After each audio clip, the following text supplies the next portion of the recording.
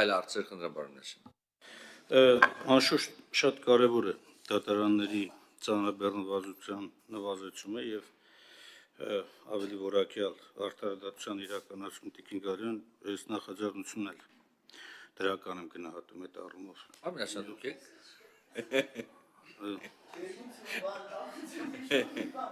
Խնդրեմ, բարոյ։ Բայց մի քանի ճշգրտող հարցեր։ 300,000 դրամը, ես ոնց հասկացա, դուք վիճակագրություն ներկայացրեցիք, դրանց է վերցված,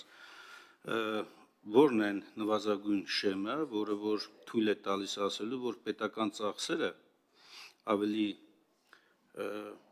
քիչ են լինում, քան թե վարչական վարույթով, ավելի ճիշտ վարչական դատավարությունով ակնկալվող մուտքերը։ Այսինքն ունեք այդպիսի վերլուծություն, որն են շեմը 400,000-ն է, 500,000-ն է եւ այլն, եթե չունեք, օքեյ։ Երկրորդ հարցադրումը վերաբերում է հետեւյալին, ակնհայտ է, որ ծանրաբեռնվածության մի էական հատված պայմանավորված է ոչ արդյունավետ վարչարարությամբ պետական, տեղական ինքնակառավարման մարմինների եւ այլ պաշտոնատար անձանց կողմից։ Այս ուղղությամբ ինչ է արվում, որպեսզի դատարաններ մարդկանց իրավունքների խախտումները նվազեցվի հենց այս մակարդակում, չհասնեն դատարաններ։ Այսինքն, մինչ դատական վարույթները ավելի արդյունավետ դառնան, որ ծանրաբեռնվածության տեսակետից ճնշում չլինի դատարանների վրա։ Երրորդ հարցադրումը պարզ է, որ շատ հաճախ նույն դատարաններում, աշխատակազմերում դատարանների, խնդիր է առաջանում որակյալ մասնագետների, դա էլ պայմանավորված է ուղիղ նաև վարձատրության հետ։ Արդյոք կամ որակյալ չասեմ, ասես բնութագրեմ, բայց ծանրաբեռնվածությունը շատ հաճախ թույլ չի տալիս, որպեսզի ավելի բարձր վարձատրվող որակյալ անձանց ներգրավեն կամ եղած որակներին անպատասխան մարդիկ դուրս չգան գնան այլտեղ։ Այս մասով դատարանների աշխատակազմերի սոցիալական երաշխիքների վարձատրության մասով ինչ որ նախաձեռնություն կա թե ոչ, եւ վերջին դիտարկումը ուզեք պատասխանեք, ուզեք ոչ։ Երեք էր, եթե չեմ սխալվում, քննարկումը դատավարական ժամկետների հետ կապված ձեր գնահատականը, արդյոք դա ճիշտ մոտեցում է, երբ որ քննարկումների ժամանակ գերիշխում է գործադիրը, եզրափակիչ ելույթը կառավարության ղեկավարին, բայց այդ քննարկումներում չկա շահագրգիռ, օրինակ մասնագիտական հանրություն, դատարանների ինքնավար մարմինների ներկայացուցիչների մոտեցումներ, զեկույցներ, կամ ընդդիմության զեկույց, մոտեցում, երբ որ լավ պատասխանեք, հետո արձագանքի ժամանակ ասեմ։ Սկզբից սկսեմ, վերջը ավելի հետաքրքիր է լինելու, որովհետև նախ առաջին հարցին արձագանքելով ասեմ, որ նմանատիպ հստակ վերլուծություն, թե որքան է պետությունը խնայելու մինչև 300,000 դրամ հայցերի վերաբերյալ բողոքներ չտանելով չունենք, բայց առնվազն դրանց նմանատիպ հայցերի քննության ժամկետների տեսանկյունից, որոնք բավականին երկար են, մենք տեսնում ենք, որ եւ հաշվի առնելով մերժված գործերի քանակը տոկոսային հարաբերության մեջ, մենք սահմանափակում ենք պետական մարմինների իրավունքը բողոքարկելու, ասում ենք ավելի լավ է դուք չբողոքարկեք եւ ավելի լավ է երկրորդ հարցին եմ արդեն պատասխան, պատշաճ վարչարություն իրականացնեք, որովհետեւ այլակերպ, եթե դուք չիրականացնեք այդ պատշաճ վարչարությունը, հետո զրկված եք լինելու բողոքարկելու հնարավորությունից եւ սա լրացուցիչ հիմքեր է ստեղծելու նաեւ վարչարություն իրականացնող մարմինների վերադասներին կարգապահական միջոցներ կիրառելու ենթականների նկատմամբ։ Այսինքն յուրաքանչյուր կոնկրետ ավարտված գործի դեպքում, քանի որ ավարտը ժամկետային առումով շատ ավելի շուտ կլինի, որովհետև եզրափակվելու ենք առաջին ատյանի դատարանի որոշմամբ, վարչական մարմնի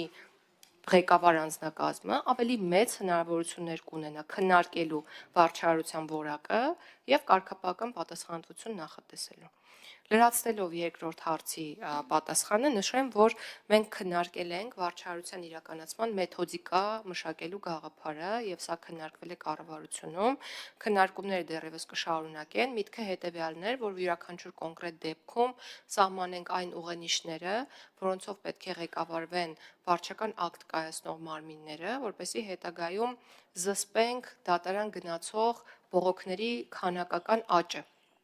Միևնույն ժամանակ շատ քննարկվել է արտադատական մարմինների գոյության հնարավորությունը, որոնք կարող են լուծել համապատասխան խախտումների վերաբերյալ գործերի հետ կապված հարցերը եւ եկել ենք եզրակացության, որ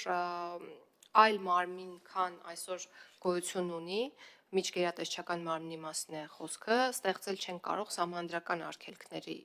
համատեքստում եւ որոշել ենք սահմանադրությամբ ունենալ հնարավորություն վեճերի արտադատական քննություն իրականացնող մարմին ունենալու, որը միանշանակ կպակասեցնի այն քանակը բողոքների, որոնք գնում են դատարան, բեռնաթափելով դատարաններին եւ հնարավորություն տալով նրանց զբաղվել իրական վեճերով, այսինքն իրական եւ արժեքի տեսանկյունից մեծ եւ իրավունքի խախտման տեսանկյունից կարեւոր գործերով ավելի սեմ ժամկետներում զբաղվելու հնարավորություն կունենա ապագայում դատարանը։ Ձեր երրորդ հարցը կապված էր վարձատրության հետ, ես շատ ուրախ եմ, որ ձեր ուշադրության կենտրոնում էլ է այս հարցը գտնվում։ Դատավորների մասով 2019 թվականից սկսած 40%-ով կառավարությունը բարձրացրել է աշխատավարձը, բայց ես կարծում եմ, որ դա այն աշխատանքն է, որի վարձատրության բարձրացումը պետք է լինի պարբերական, բայց ամեն ինչ մեր իրական հնարավորություններից է կախված, ինչպես նաև դուք էլ եք շեշտադրում այդ հանգամանքը պետբյուջեի օրենքի նախագծի քննարկման շրջանակներում, ինչ վերաբերում է աշխատակազմին, ապա օգնականների աշխատավարձը չեմ հիշի քանի տոկոսով, բայց որոշակի առումով բարձրացվել է, չի բարձրացվել միայն դատական նիստերի քարտուղարի աշխատավարձը եւ դա կարգադրիչների աշխատավարձը եւ դատական իշխանության մեր գործընկերները պարբերաբար այս հարցը բարձրաձայնում են եւ մենք քննարկում ենք հնարավորությունները նաեւ նրանց աշխատավարձը բարձրացնելու, նաեւ հավելեմ, որ քննարկում ենք օգնականների կազմերը ավելացնելու հնարավորությունները, որոշ դատարաններում նաեւ դատավորների հաստիքների ավելացման հնարավորությունները, սրանք հարցեր են, որոնք քննարկվում են, բայց առաջնահերթ մեզ համար այնպիսի կարգավորումների սահմանումն է, որոնք հնարավորություն կտան բեռնաթափել բոլոր դատարանները, եւ քաղաքացիական, եւ վարչական, եւ քրեական, եւ ապագայում դուք մեր մյուս նախագծերից էլ դա կզգաք։ Ինչ վերաբերում է ձեր վերջին հարցադրում չէր, երևի ավելի դատողություն էր։ Նախ ուզում եմ նշել, որ այդ միջոցառումը կազմակերպվել էր որպես տոնական միջոցառում, նպատակ ունենալով նշել այդ օրը որպես դատական իշխանության օր, եւ սա երկրորդ տարին է մեր երկրում, որ այդ օրը որպես դատարանակազմության օր կամ դատական իշխանության օր ըստ էության նշվում է մեր պետությունում, կարևորելով դատավորի առաքելությունը, կարևոր առաքելությունը մեր երկրում։ Եվ այդ հանգամանքով պայմանավորված միջոցառման ներկա էր Հայաստանի Հանրապետության վարչապետը, ներկա էի ես որպես արդարադատության նախարար եւ շատ հետաքրքիր պանելային քննարկման մասնակից դարձանք եւ ես եւ վարչապետը։ Բայց այդ պանելային քննարկման մասնակից էին նաեւ Բարձրագույն դատական խորհրդի նախագահը, Վճռաբեկ դատարանի նախագահը եւ գլխավոր դատախազը։ Այս երեք անձինք եւ պարոն Վարդանյանը ներողություն, ես կենտրոնացել էի դատական համակարգի վերաբերյալ շեշտադրում անելու վրա։ Եվ պարոն Վարդանյանը եւ մոդերատորը եւս դատական իշխան եւ մոդերատորը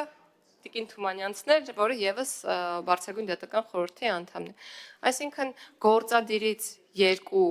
ընդհանրապես մասնակից կային, մասնակիցներ ունեինք օրենսդիրից եւ դատական իշխանությունից երկու մասնակից եւ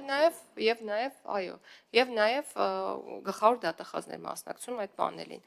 Ես ուզում եմ նշել, որ մենք ունեինք այլ ֆորմատ եւս, մեկ միջոցառում արդեն իրականացրել էինք այդ ֆորմատով, որտեղ պանելի մասնակից ոչ միայն օրենսդիր գործադիր եւ դատական իշխանության ներկայացուցիչներն էին, այլ նաեւ քաղաքացիական հասարակության եւ փաստաբանական համայնքի ներկայացուցիչները, ընդ որում էլի նման տիպ քննարկում վարչապետի մասնակցությամբ ունեցել ենք, այդ պանելին, եթե չեմ սխալվում, նաեւ մասնակցում էր փաստաբանական պալատի նախագահը։ Այսինքն մենք քննարկումների տեսանկյունից բաց ենք եւ միջոցառումների կազմակերպման տեսանկյունից եւս բաց ենք եւ շատ կարեւորում ենք խնդիրների համակողմանի ուսումնասիրությունը եւ ներառականությունը բոլոր մարմինների այդ խնդիրների ուսումնասիրությանը։ Այսքանը ուզում եմ եւս մեկ անգամ նշել, որ այդ միջոցառումը էր նվիրված դատական իշխանությանը, բայց մենք օրը օգտագործեցինք, որպեսզի խոսենք խնդիրների մասին, որովհետև մեզ ամենաշատը հուզողը խնդիրներն են եւ ոչ միայն խնդիրները, այլ նաեւ դրանց հաղթահարման ուղիները գտնելը եւ օգտվելով առիթից, քանի որ խոսեցի սահմանադրության մասին ու քանի որ արդեն մեր գործընկերությունը ստացվում է, ես առաջարկում եմ գալ եւ մասնակցել Սահմանադրական բարեփոխումների խորհրդի նիստերին, որովհետեւ իրականում ձեր կարծիքը կարող է որոշ դեպքերում շատ արժեքավոր լինել, որովհետեւ process-ը կրկին ներառական է, քաղաքասարակության ներկայացուցիչները իրենց մանդատներն ու մշտական մասնակցությունը ունեն եւ խիստ ցանկալի է, որպեսզի այն մանդատները, որոնք հատկացված են ընդդիմությանը, թափուր չմնան եւ օգտագործվեն իրենց գործառնական նշանակությանը համապատասխան։ Շնորհակալություն։ Իհարկե ունեք արձագանք, պարոն Միրզոյան։ Ինգալյան, նախ շնորհակալություն հարցի առաջին հատվածին պատասխանելու համար եւ նաեւ այն նախաձեռնությունները, որոնք նաեւ ապագայում լինելու են, կարեւոր են դրանք։ Բնականաբար տարաձայնությունը վերջում է։ Եվ որը կապված չէ կոնկրետ նախագծի հետ։ Ես արդեն արտահայտեցի իմ դիրքորոշումը այս նախագծի վերաբերյալ դրական էր։ Տեսեք, այն ինչ որ դուք հիմա ներկայացրեցիք, թե հանրային ընկալման եւ թե նաեւ իմ որպես ընդդիմության ընկալման մոտ ուղիղ հակառակ պատկերացումն է։ Այդ միջոցառումը գործադիրը օգտագործեց, որպեսզի եւս մեկ անգամ շեշտի կառավարության ղեկավարի դերակատարությունը դատական իշխանության նկատմամբ եւ իմ գնահատմամբ դա եւս մեկ հանրային ուղերձ էր, որ դատավորները շարժվելու են այնպես, ինչպես մենք ենք ուզում։ Երկրորդ, ձեր խոսքի մեջ դուք ասում եք կառավարությունը բարձրացրեց դատավորների աշխատավարձը, կառավարությունը չի բարձրացել դատավորների աշխատավարձը։ Աշխատավարձը բարձրանում է օրենքի հիման վրա, կոնկրետ գործակիցներով եւ բազային դրույքաչափը բարձրացնելով, որը կառավարության լիազորության հարց չէ, պարլամենտի լիազորության հարց է։ Կարող է առաջարկությունը ներկայացնել կառավարություն։ Այս տերմինաբանության մեջ էլ երևում է, որ գործադիրը ամեն կերպ դատական իշխանության դիտարկում է որպես իր կողմից աշխատող մարմին։ Եվ ուզում եմ ասել, ոչ կառավարությունն է դեռևս պետությունը, ոչ դատական իշխանությունն է առանձին վերցված պետությունը, ոչ օրենսդիր իշխանությունն է, բոլորը միասին են պետություն։ Առավել ես լսում եմ նաև հիմա բազմաթիվ հրապարակային խոսքերում արտահայտություններ, որտեղ պետություն եւ իշխող ուժ կամ պաշտոնատար անձ հասկացությունների նույնացում է գնում։ Դա անթույլատրելի է, ճիշտ չէ, դա սխալ է նաև պետականության, անկախության, ինքնիշխանության տեսակետից էլ, անձը չի կարող պետություն լինել, ոչ էլ քաղաքական ուժը պետություն լինել, ոչ էլ առանձին պաշտոնատար անձը կարող է լինել։ Իմ անհամաձայնությունը, տեսեք, այս մասով հետևյալն է, շատ լավ, եթե տոնական միջոցառում էր, ուրեմն պետք է հնարավորություն տրվել տոնական միջոցառմանը բոլոր շահագրգիռ կողմերի ինստիտուցիոնալ առումով ներկայացուցիչների խոսք։ Եթե դրա նախաձեռնության հեղինակը Բարձրագույն դատական խորհուրդն է, ուրեմն Բարձրագույն դատական խորհրդին է ուղղված այս քննադատությունը։ Եթե դուք եք կամ դուք ներգրավված եք եղել այդ քննարկումների փուլում, ապա նաև ձեզ է ուղղված, որպեսզի այդ ընկալումը չլինի։ Այսինքն ինչ է նշանակում, եթե դատավորների տոն է նշվում, փաստաբանները խոսք չունեն ասելու, դատավորների ինքնավար մարմինը խոսք չուներ ասելու, ընդդիմությունը խոսք չուներ ասելու։ Ես ստացել եմ հրավերը, բայց տեսել եմ ծրագիրը, որտեղ բացառապես եւ գերիշխանությամբ գործադիրի խոսքն է լսվում առանց որևէ հնարավորության, ես մերժել եմ գալ։ Եվ վերջին մասով, տեսեք դուք լավ եք նշում, որ ինչի սահմանադրական բարեփոխումների, դա կառավարության նախաձեռնությունն է, չէ՞։ այն կառավարության, որը որ իմ գնահատմամբ որպես ընդդիմություն, այսօր հիմնահատակ ավիրել է սահմանադրությունը, ինչ սահմանադրական փոփոխությունների մասնախոսք գնում։ Եթե դա լիներ շատ ավելի լայն ֆորմատ, շատ ավելի ընդգրկուն, պարլամենտի նախաձեռնություն, մենք մեծ ուրախությամբ կմասնակցենք։ Կառավարությունը մի սուբյեկտ է, որը ինքն է նաև սահմանադրության փոփոխությունների նախաձեռնության հեղինակների թվում, ինքը թող իր պատկերացումները բերի։ Հարց չկա, այն ժամանակ մեր տեսակետը կասենք, կներկայացնենք։ Եվ վերջինը։ Շնորհակալություն, երբ որ ասում եք ձեր տեսակետը կարող է որոշակի փոփոխություն, բայց այս ընթացքը ցույց տվեց, որ իմ տեսակետը արժևորում է այն ժամանակ, երբ որ համընկնում է մեծամասնության տեսակետին։ Հենց որ տարբերում է մեծամասնության տեսակետից, դառնում է անարժեք կարծիք ըստ տարբեր գնահատումների։ Ներառյալ նաև գործադիր իշխանության ներկայացուցիչների։ Հետևաբար շնորհակալություն առաջին մասի ներկայացման համար, ես նախագծին կողմեմ քվեարկել։ Շնորհակալություն պարոն Մինասյան, բայց ասեմ, ես օրինակ շատ լավ հիշում եմ ոնց է կառավարությունի առաջարկները մերժում, ձեր ընդունում ես, որ միշտ որ տենց ա եղել, ասեմ, դրականով չէ՞, դե չեմ սանում, դրականով։ Խնդրեմ Տիկին Գալյան։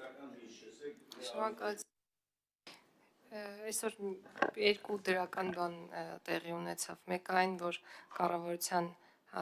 ներկայացրած նախագծին պարոն Մինասյանը կողմ քվեարկեց, եւ երկրորդն ասաց, որ երբեմն իր կարծիքը համընկնում է մեծամասնության կարծիքի հետ։ Ես այդ երկուսն էլ շատ մեծ դրական տեղաշարժ էին ինձ համար առնվազն։ Դες լավ ես ասում, ես թվում եմ նաև երաշտական ինչ-որ ֆոն է կարող ասել, որ ավելի լավ գնա։ Ինչ վերաբերում է ձեր հայտնած կարծիքին։ Նախ շնորհակալ եմ, որ նշեցիք, որ դուք եք հրավեր ստացել։ Ես չեմ ուզում նորից մենք բացենք այդ միջոցառման հետ կապված քննարկման հարթակ։ Բավարարվենք նրանով, որ դա դատական իշխանության միջոցառումներ կազմակերպված իրենց կողմից։ Ի ուրախություն մեզ նաև, ես չգիտեի, բայց նաև դուք եք հրավեր ստացել, որովհետև ես հրավեր եմ ստացել, իմ արձանագրած խնդիրներով գնացել եմ եւ խոսել եմ այդ խնդիրների մասին, եւ եթե դուք լսել եք իմ խոսքը, կարող եք փաստել, որ դրանք միարժեքորեն վերաբերել են խնդիրներին եւ դրանց լուծման ուղղություններին։ Եվ ինչ վերաբերում է այն հանգամանքին, որ ցանկալի կլիներ կրկին ունենալ նման հարթակներ, որտեղ դուք արտահայտվելու հնարավորություններ կունենայիք, ես խոստանում եմ ձեզ ունենալ առաջիկայում միջոցառում, ելի դատական իշխանության գործունեությանը վերաբերող, եւ նաեւ հրավիրել ձեզ որպես բանախոս, եւ ոչ միայն ձեզ, այլ նաեւ փաստաբանական համայնքի մեր գործընկերներին, քաղաքասարքության ներկայացուցիչներին, գործադիր, օրենսդիր եւ դատական իշխանության ներկայացուցիչներին, հույս ունենալով, որ քանի որ կլինեք բանախոս, կգաք եւ կմասնակցեք այդ միջոցառմանը։ Այլ հարցեր, եթե չկան հարցեր, ես որպես հանրակցող երկու բան ասեմ Տիկին Գալյան, շատ լավ նախագիծ է բանի տեսանկյունից, ժամկետների հստակեցման տեսանկյունից, բայց մենք ունենք օրինակ վարչական